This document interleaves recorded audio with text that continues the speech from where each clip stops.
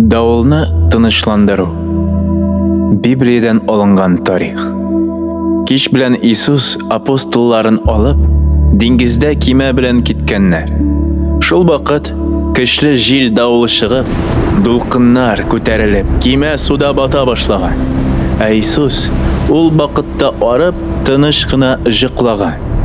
Apostollar ani uyatib, Batamiz bit, sening esingda da yo'q deganlar. Ul uyanib, jil davulga aytgan: "Шаулама, tinchlan." Shunda uq jil davul tinchlangan. Isus alарга: "Ник qo'rqasiz? Qomanda ishonmaysizmi?" Apostollar qo'rqib, bir-birsindən so'rashganlar: "Kimsin u? Jil davul dengizda anarga bo'ysuna?" deb eslari ketgan.